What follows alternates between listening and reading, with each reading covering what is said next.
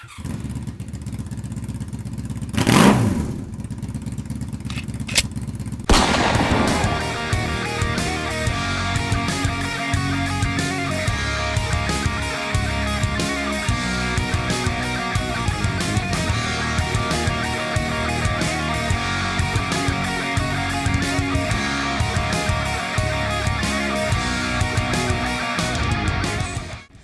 everybody, welcome back to the channel.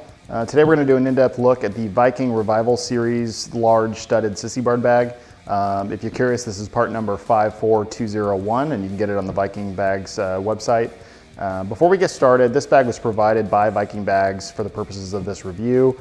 It was provided at no cost to me. However, Viking Bags has no input into the content of this review, whether positive or negative, and we'll be seeing this video for the first time. At the time of this review, this bag comes at an MSRP of $199.99.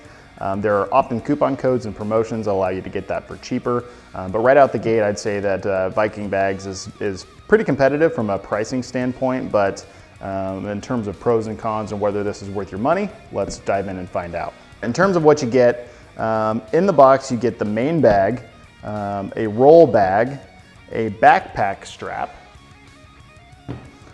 2 mounting straps, shoulder straps,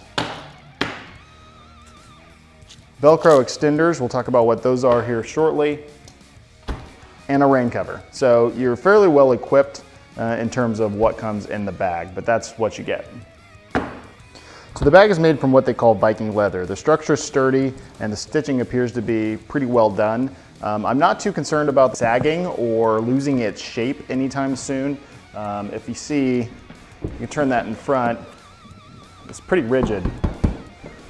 This thing is not going to lose its square shape. So in terms of build quality, I'd say it's pretty well done from a structural standpoint. The buckles do appear to be metal, but are also for display purposes only. They do look quite good and match the overall aesthetics of the bag.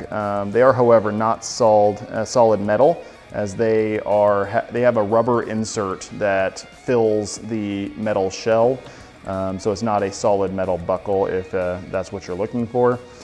The actual buckles used to close the bag are plastic and are actually my only real concern with the bag overall. I would advocate that Viking Bags put a heavier duty plastic buckle in terms of closing. When you do lift the bag, you will have some of that weight resting on these plastic buckles, and there's really no way to replace it. So you can see, I'm sure you could get yourself a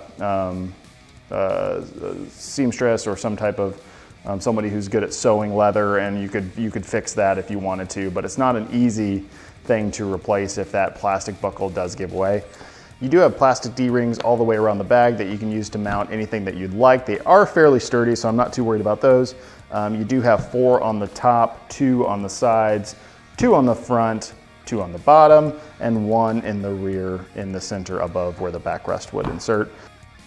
The attachment mechanism wraps around the backrest and uses a high quality Velcro. You do have 2 different Velcro straps, and the reason for this is so you can get around the backrest and then also wrap around below the backrest. This will help you get a tighter fit and lock the bag onto the backrest so it won't just pull right off. So that's pretty well done. So you don't have to worry about issues with that long term. Now, if you have a larger backrest, what you can do is they do include the extender straps. So you can use that to extend that Velcro, which that's still, even with the extension, that's pretty darn sturdy. You can extend that so that you have a better hold on the backrest. Although I will say it does take away from the overall look of the backrest when you have an extender in play there. So the bag is advertised of having 1,525.6 cubic inches of storage. But let's see in terms of packing what we can do with this. So let's say we're gonna take a 4-day trip, and we're gonna go ahead and pack for that. Let's see what we can do. So, for a 4-day trip, I'm probably gonna have a pair of jeans on and pack 1 additional pair.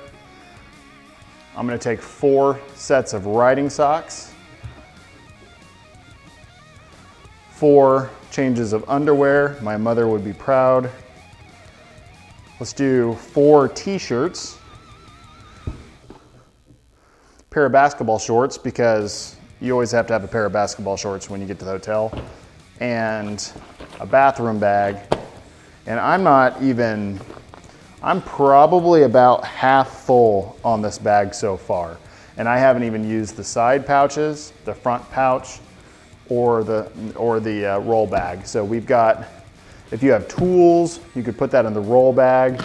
You could use that for souvenir space.